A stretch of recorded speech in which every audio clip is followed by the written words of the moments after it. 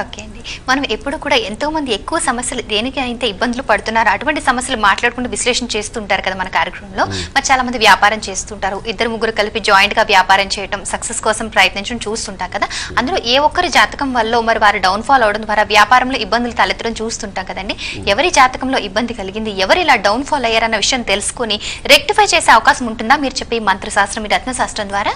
Definitely. సాధారణంగా ఏమవుతుందంటే మనం చెప్పేంతవరకు వాళ్ళు ఆగరమ్మా. ఇప్పుడు పార్ట్నర్షిప్లో చేశారు, వ్యవసాయం చేస్తున్నారు, లేకపోతే వ్యాపారం చేసినప్పుడు ముందు జాయింట్గా చాలా బాగానే ఉంటుంది. ఏదో కారణమో విడిపోవాల్సి వస్తున్నమాట. విడిపోవాల్సి వచ్చినప్పుడు నా వల్ల నువ్వు బాగుపడ్డావు, లేకపోతే నువ్వు వల్ల మేము బాగుపడ్డాం అనుకునేటట్టుగా ఒక ఏడాది అయిపోతుంది వాడికి. కానీ ఏంటంటే ఎందుకు ఇది జరిగింది అనలైజ్ చేయడం అనేది చాలా తక్కువ మంది చేస్తారమ్మా. సో ఇలా అనలైజ్ చేసుకుంటూ అటువంటి డౌన్ ఫాల్స్ వస్తున్నాయన్నా కానీ, లేకపోతే అటువంటి ప్రాబ్లమ్స్ వస్తున్నాయి అంటే ఆ టైంలోని ఈ ఆస్ట్రాలజర్ని చాలా జాగ్రత్తగా వాడుకోవాల్సి వస్తుంది అనమాట.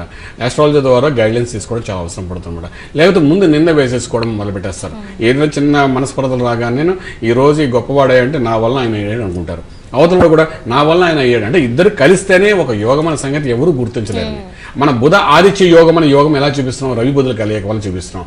గజకేసరి యోగం ఎలా చూపిస్తున్నాం, గురుచంద్రుల వల్ల యోగం వస్తుందని చెప్తున్నాం. అంటే అక్కడ ఇద్దరు కలిస్తేనే యోగం, ఒంటరిగా యోగం కాదని.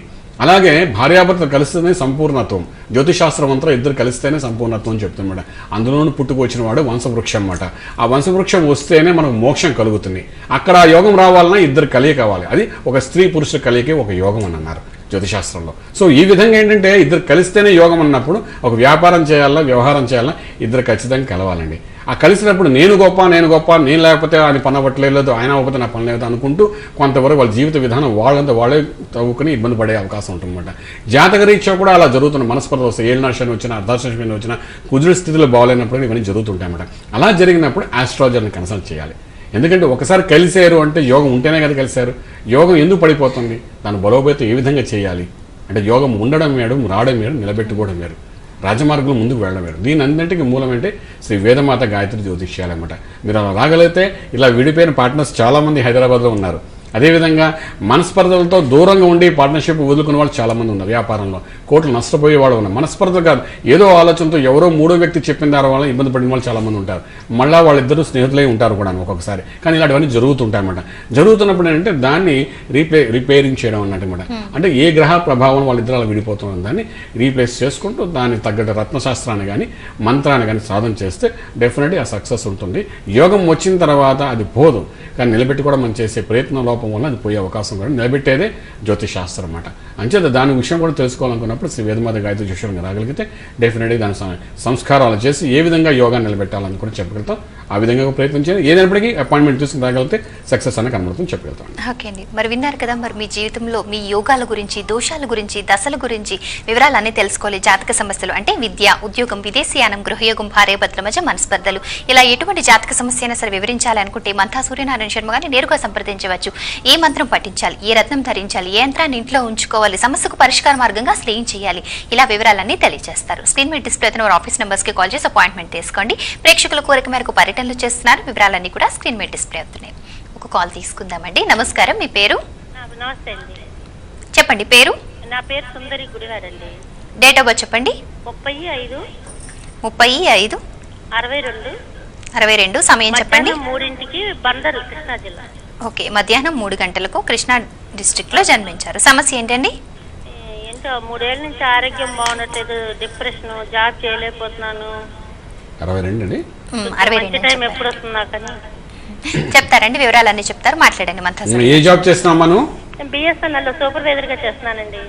బిఎస్ఎన్ఎల్ చదువుతున్నారా? బాగుంది, ఉద్యోగం అది బాగుంది. టెలికమ్యూనికేషన్ లైన్లో ఉన్నారు మీరు.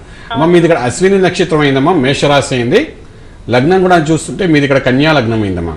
అయితే కన్యా లగ్న ఆరోగ్య విషయానికి సంబంధించి నరాలకు సంబంధించిన సమస్య వచ్చే అవకాశం ఉందమ్మా. అది మీకు ఎక్కువ కనబడుతుంది. బ్లడ్ సర్క్యులేషన్ సరిగ్గా లేక దానివల్ల ఇబ్బంది పడుతుంది. ఇది మెడికల్ ఎస్ట్రాలజీ ప్రకారంగా తెలుస్తుందమ్మా. ప్రస్తుత దశ ప్రకారం చూసుకుంటే జాతకరీత్యా మీ జాతకంలోని సుమారుగా 2011 జనవరి నుండి రాహు మహారదశ మొదలైందమ్మా. ఈ రాహు దశ బ్లడ్ సర్క్యులేషన్ ప్యూరిఫై చేయకుండా ఇబ్బంది పెడుతున్నాడు మీకు. ఇది 2011 జనవరి మొదలైనది ఏదైతే ఉందో ఇది సుమారుగా 2015 ఫిబ్రవరి వరకు మీకు ఉందమ్మా. ఫిబ్రవరి తర్వాత ఆరోగ్యంగా మీరు ఉంటారు, ఏమాత్రం భయపడక్కలేదు. మొట్టమొదటి మీరు చేయవలసిందంటే రాహు గాయత్రి మంత్ర సాధన చేయండి.